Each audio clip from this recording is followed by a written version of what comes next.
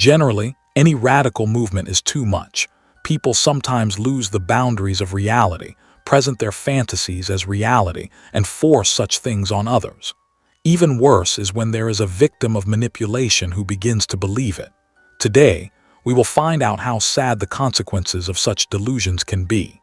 The murder rate in Sweden is very low, and the country is considered safe. There are many small communities scattered all over. A tiny community named Knutby, for example, is such a small town with about 700 inhabitants that there is only one shop, one restaurant, and one church. All other buildings are wooden houses of the locals scattered in the woods. It seemed that in such a small town there was no place for evil, yet a monster once lived here who could commit 3 murders on a scale that put many of the world's most notorious criminals in the shade.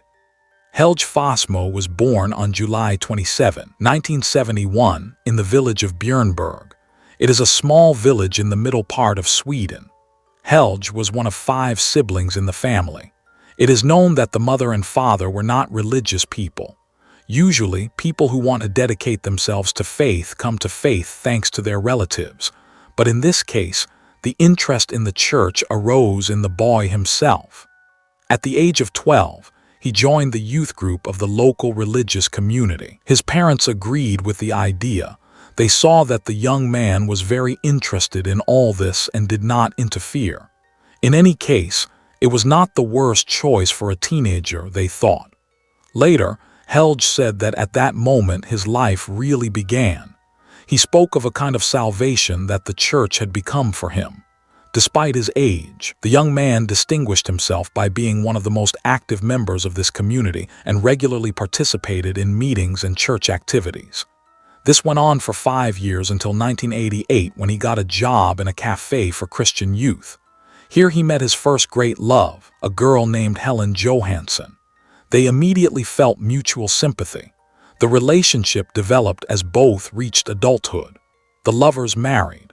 The couple had 2 children. While living in Björnberg, Helge continued to delve deeper into religion and became a preacher of the local community. All this continued until a fateful encounter in 1993. During this time, the man met a woman named Waldau who described herself as the bride of Christ. This new face was the leader of a Christian sect that was supposed to have a branch in the town. Asa herself came from Knutby, where her teachings originally originated. She traveled from town to town and preached to gain new followers.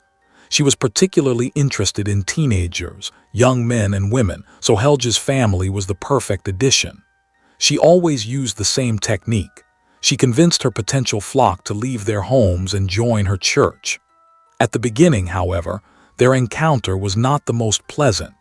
When Asa first met Helge, a devout Christian, he was quite abrupt and shared that he had never heard of a woman as a pastor. Furthermore, the philosophy of her teachings and the interpretations of the Holy Scripture seemed far too radical. He was skeptical of her words, especially when he realized that she was not just practicing a religion but a proper sect. But Asa was not used to giving up. She was interested in the Fossmo family and wanted to include the couple in her community. However, she realized that she had to proceed carefully and methodically. In the following years, the woman spent a lot of time gaining the trust of the young family and convincing them that the activities of the community were not dangerous. At the same time, the woman pushed through her teachings, which Helge became increasingly interested in. This lasted almost 4 years, from 1993 to 1997. Finally, Asa convinced the young Fossmo family to join her teachings and even move to Knutby. Initially, everything was presented as a visit. She showed them what her church looked like from the inside and went into more detail about her work and her goals. Gradually, Asa attracted more and more attention from her victims. She liked to point out the shortcomings of the traditional church, which eventually made the couple doubt, and they moved to Knutby, closer to Asa's church. The organization actually had many followers. A large part of the small town of Knutby consisted of religious community members who participated in various activities to support the church, which in turn provided jobs for those in need. and almost all community members had their own tasks, many of which were related to religious activities. This created a strong sense of community on the one hand. People knew each other well, supported and protected each other. The inhabitants of Knutby were a truly close-knit people who willingly welcomed the preacher and his young family into their ranks. Helge eagerly took over the role he had held before the move. He became pastor of the new church. Soon, unconventional motifs were noticed in his sermons.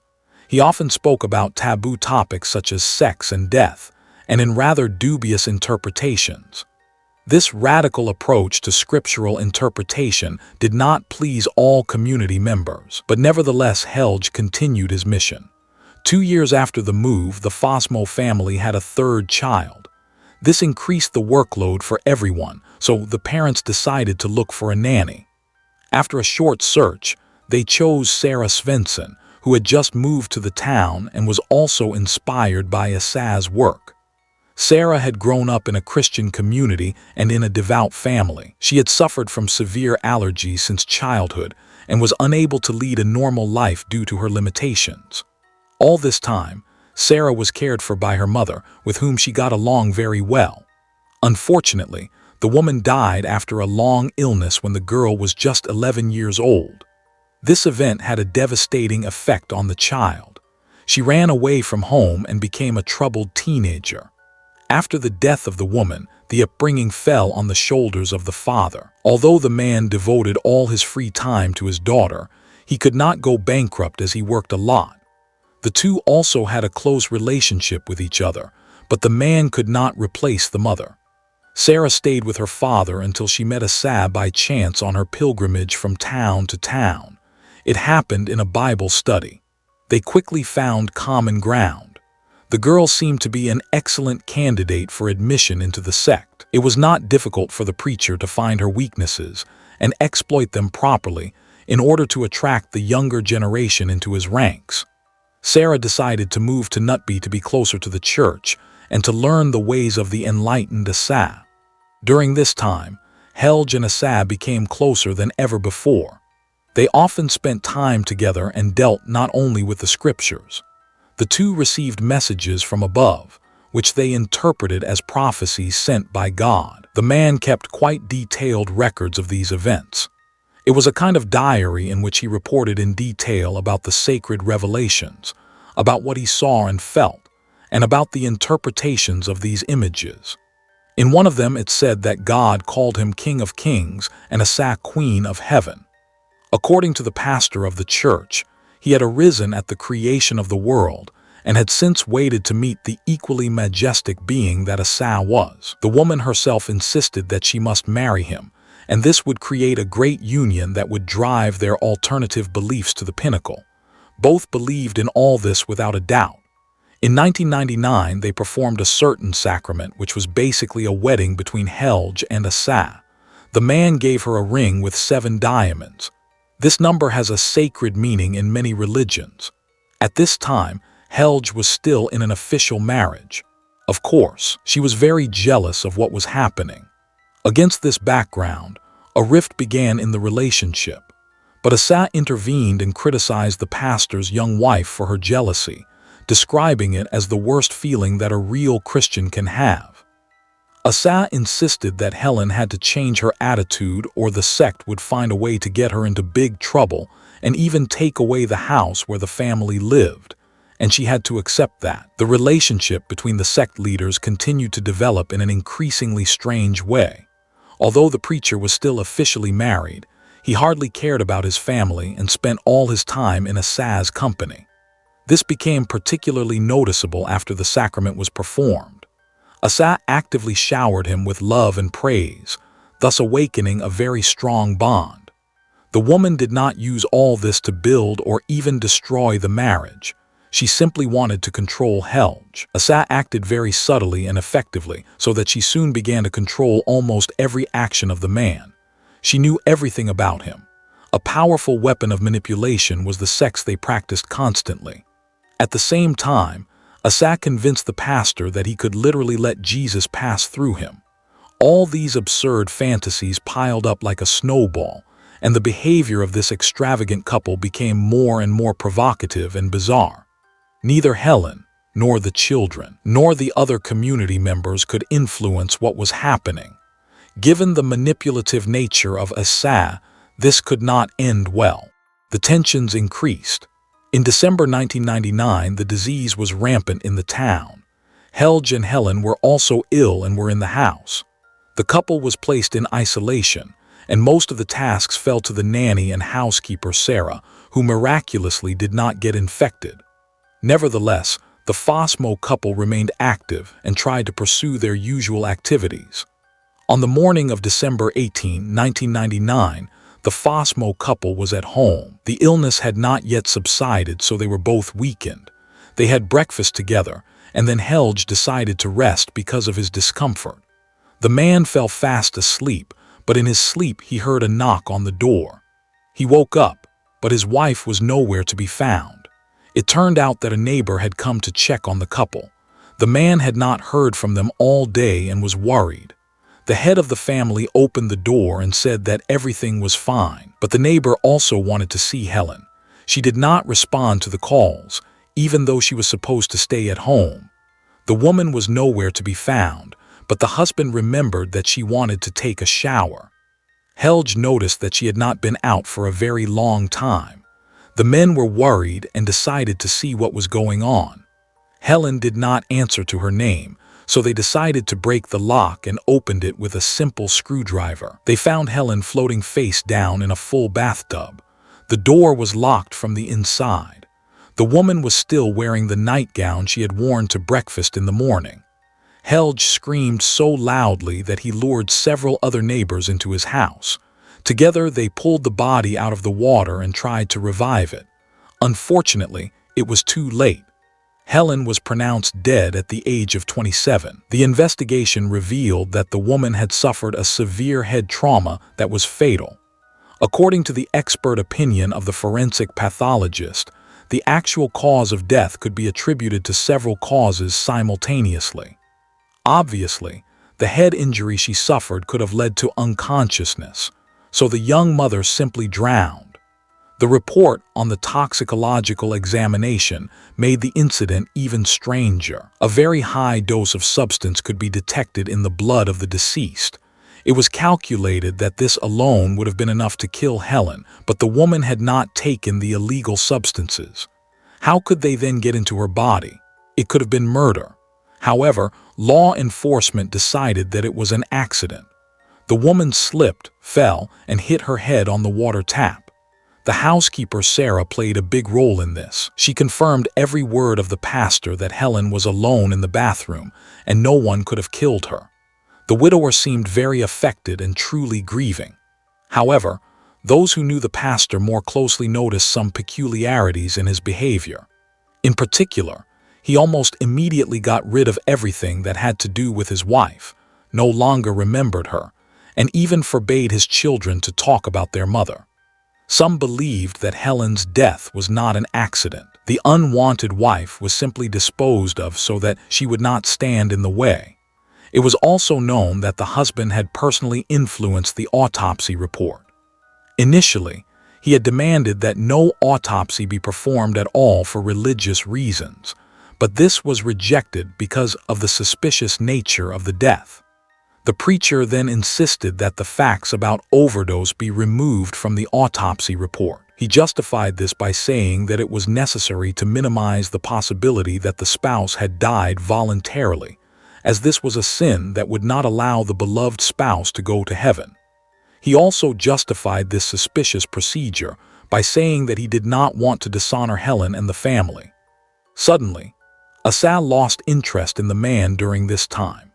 Her stormy relationship ended when she once again went on a pilgrimage to the cities and decided not to return. Unfortunately, she managed to thoroughly brainwash the pastor, who was determined to continue the path of the sect far beyond. Despite the demonstration of mourning and tears, Helge quickly found a new love. She turned out to be Asa's sister named Alexandra Waldau. The relationship between the lovers developed quickly, which was also helped by his status as a pastor. At this time, Many people considered him a man who was close to God and treated him with great respect, which also benefited Alexandra. In the spring of 2000, she moved into the pastor's house, and later the two married. Despite the new marriage, the pastor's sexual appetite grew ever larger. One woman was never enough for him, so in the spring of 2001, he began actively flirting with his children's nanny. At this time, Sarah Svensson was still working in the pastor's house and willingly accepted the attention of such a respected man. Their relationship was even blessed by sect leader Waldau. At this time, the relationship with Alexandra had already deteriorated. Sarah saw all this and even tried to support her lover in order to solve all these problems. The man actively exploited Sarah's compassion and often invited her to pray together in the church. In such moments, he often urged her to intimacy. Of course, he emphasized every time that it was not about satisfying his lust, but that it was a spiritual union, and the pastor wanted to convey a message to God. At this time, Sarah already loved Helge so much that she gladly believed all these stories. According to her own statement, she was even filled with a kind of divine inspiration in such moments. Sarah sincerely believed that she was doing a good deed, but in reality she had fallen into the trap of a manipulator who wanted to exploit her and was hiding behind spiritual values. His goals were as far from religion as they could possibly be. Sometime after the beginning of this relationship, the pastor made increasingly controversial statements. First, he spoke of the fact that the Lord had his own battles on earth, struggles, and Helge was his warrior. He said that this was not an easy task, as sometimes various obstacles had to be removed from the way. The man spoke in riddles, and the naive Sarah readily believed him everything. After all, he was a pastor. The sermons were perceived as divine revelations. In reality, Helge was subtly sounding out the ground for the realization of an insidious plan. Then he began to tell that God began to send him important messages about his second wife during sex. He interpreted them to the effect that Alexandra would soon leave this world. The man brainwashed Sarah and told her that God had shown him the perfect partner who turned out to be her. In addition, he began to intimidate her by telling her that he could die if the connection with Alexandra was not broken. The marriage of the two was already very broken at this time, but Helge could not divorce as a pastor due to the strict regulations. Like all women in the pastor's environment, Sarah was fascinated by his stories. With these strange messages, he brainwashed his children's nanny and systematically brought her to commit terrible deeds. The manipulator managed to tie the victim firmly to himself. He used his power in the church and knew Sarah's weaknesses to put pressure on her. He had learned many lessons of this kind of control from Asa and was now eager to apply them. At this time, many people seriously believed that he was a man who was close to God. Against this background, Helge had no difficulties in drawing the nanny to his side. In his opinion, Sarah must help God in the fight against demons. For this, it is necessary that she moves into his house. Although he was still living with Alexandra at this time, the women lived in different rooms. Helge alternately had sex with them every night and justified this every time with the fight against demons. The pastor called the intimacy a ritual to heal from evil. His eloquence helped to convince the women that he was a messenger from above and was fighting the enemies of the Lord in this way. The relationship continued in this form until 2003. Alexandra continued to live in the preacher's house. They separated in words but could not officially divorce. Her husband wanted to get rid of her. During this time, the manipulation of Sarah reached its peak. As a rule, Helge only approached her to have sexual intercourse with her. In the remaining time, he often insulted her, calling her a sinner and an arrogant blonde. But every time he ended his emotional insults with the sentence, "I love you." It went so far that Sarah was so happy to hear these last 3 words that she no longer paid attention to anything else. She seemed to be ready for anything in order to experience the gratitude of a God-connected man, a true demon fighter. She did not notice how her will was completely suppressed in the process. The girl becomes a puppet in the hands of a dangerous man. Against the background of the problems with his second wife, Helge repeatedly asked his lover if she was ready to kill in the name of the Lord God. While she hesitated to answer before, she now seemed to answer more calmly. It seemed as if the victim was to be drawn to his side. Sarah replied that she was not yet ready, but this time there was much less resistance. Then the pastor decided to urge her on the path of truth. Helge set up a new messenger account and began sending Sarah messages from an unknown number. He tried to convince her that it was the Lord God who was trying to contact her. In these eerie messages, she was told that Sarah did not have much time left. By November 25 at the latest, she had to kill in the name of God. At first, she suspected that it was Helge who was sending her all these messages. However, the man angrily denied his involvement. He again used the old method, shaming his lover and accusing her of lacking faith and sins. Unfortunately, it worked once again. The pastor then began sending Sarah messages telling her that she was part of a divine plan that sent the souls of people to heaven. The so-called God claimed that this was the only way for her to find salvation. All this eventually led to a real fear for her soul and prompted Sarah to commit the crime. Things went so far that, on the night of November 8, 2003, Alexandra woke up in her own bed and Sarah hit her with a hammer. Miraculously, the woman survived and fought back against her nanny. The reason for the attack was a message that the attacker received from God via messenger. He ordered her to attack immediately and kill the pastor's wife. Surprisingly, the perpetrator escaped punishment, probably because Helge insisted that the incident not be reported to the police. There were really no records of it in the police database. In any case, the whole thing was covered up, and as a punishment, the preacher banished his nanny to her father for the rest of her life. Unfortunately, this had no effect on her correspondence with God. Sarah continued to receive messages that convinced her of the necessity of killing and only reinforced this frightening certainty. The servant of God could not stay without a loved one for long, and he began an affair with a neighbor named Annette Lind almost immediately after these events. At this time, she was married to a man named Daniel. The pastor decided that the rival had to be removed from the way. The preacher began sending Sarah messages in the same way he had manipulated her before. The hellish scare worked. Sarah wanted to be saved and declared herself ready to take up arms again. Helge continued his total control over his former lover, who had become a puppet in his hands. The first time, she did not succeed in fulfilling God's plan, but she received a one-time chance to try again. Now Sarah prepared much better. She bought a weapon and began searching the internet for instructions on how to make a silencer at home. She followed the instructions of the Almighty, expecting that she would succeed and free her soul. On January 10, 2004, Sarah got into her father's car. She stayed in contact with Helge and arrived near his house at 3:30 a.m. It is worth mentioning that the 23-year-old Alexandra lived in the pastor's house all the time. Sarah parked the car 500 m from her house. The murderer wore a black mask over her face and shoes in different sizes to confuse the police. She used thick bags to leave no footprints. The entrance door of Fossmo's house was unlocked. The organizer of the crime had broken the lock the night before to stage the attack. Alexandra was sleeping soundly in her bed, unaware of her death. Sarah entered the room and shot her in the shoulder. When the victim woke up and screamed, she killed it with a headshot. Then, at 4:30 a.m., the perpetrator left to kill the second demon, who turned out to be the husband of the pastor's new lover named Daniel. The man was alone in the house that night, which Helge knew and informed Sarah.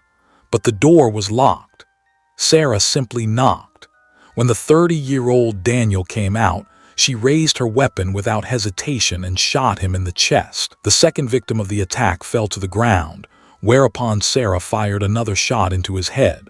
The perpetrator then simply ran away, not knowing that the second victim had survived the attack. Daniel managed to reach a telephone and call for help. When the police arrived at the scene, he was even still so clear-headed that he could describe his attacker. At this time, the 32-year-old Helge was already on the scene. It seemed as if the pastor wanted to help his neighbor. He even accompanied Daniel on the way to the hospital and only learned there that his wife had been murdered. Of course, he began to play the grieving, loving husband again. Unfortunately, the description of the attacker by the survivor was very vague, as she wore a mask and he could not see her properly. However, Sarah and Helge gradually became the focus of attention themselves. One of the neighbors who had not been brainwashed remembered that the pastor's first wife had been found dead under similarly strange circumstances. Then the incident with the hammer attack on his second wife came to light, when Alexandra should have already become a murder victim, but miraculously fought back against Sarah. Bloody fingerprints were found at the scene of Alexandra's murder as well as on Daniel's door, which led to Sarah and became irrefutable evidence of her guilt. The 26-year-old babysitter was immediately arrested. From the beginning, the victim of manipulation asserted that she had acted alone and that no one had encouraged her to commit the crime. Then she began to say that she had committed the crime in the name of God. Her telephone was confiscated, whereby the number of Helge and an unknown person was found. Unfortunately, no correspondence with the Almighty was found, but the investigators found a call from Sarah's old telephone. After a thorough search of her apartment, another mobile telephone was found. On this were numerous correspondences with God stored, which revealed a very obsessive and cruel manipulation pattern.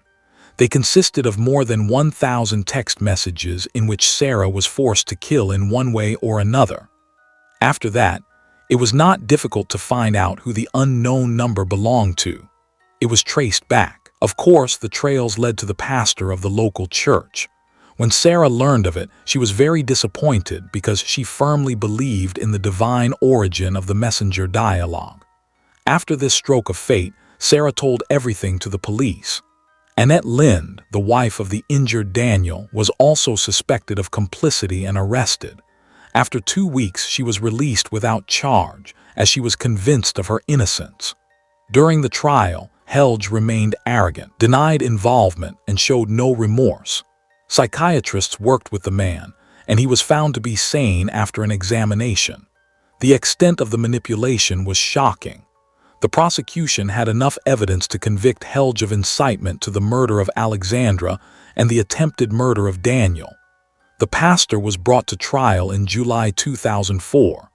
The perpetrator was sentenced to life imprisonment, which can be suspended after 24 years on probation. He has filed several appeals over the years, but all have been rejected. In 2028, he has the opportunity to be released from prison prematurely. He was also charged in connection with the death of his first wife, but was acquitted due to lack of evidence. The prosecutor believes that he may have been responsible for it.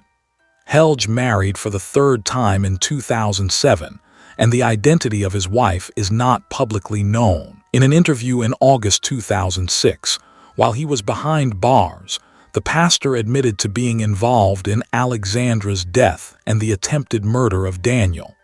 He claimed that several other people were involved in the organization of the murder, but the case was never reopened. To this day, Helge Fossmo is incarcerated in the Swedish high-security prison Tierp.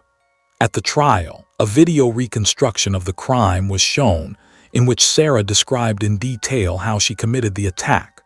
A private investigation revealed an edited version that was shown to the court and a 6-hour original version. The recording did not match the actual details of the crime. In interviews with journalists, Sarah adhered to the details of her false reconstruction.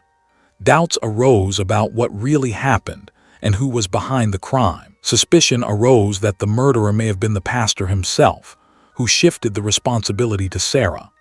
Sarah Svensson was declared unfit to stand trial, and it was decided to admit her to a psychiatric clinic. In 2011, Sarah's treatment was terminated, and she was released, as the doctors classified her as not dangerous to society. The sect leader Waldau was sentenced to community service in 2020 in 8 cases of assault on former members. The woman moved, changed her name, and distanced herself from the church. Thanks to the efforts of doctors, Daniel was able to survive the attack. He refused to return to the town as he was afraid of the local church and the sectarians living there. Another pastor of the church, Urban Fail, was convicted of sexual exploitation of a dependent person. He was proven to have had sexual relations with several women in the community, calling them his daughters and manipulating them. Thank you for watching, and take care of yourselves.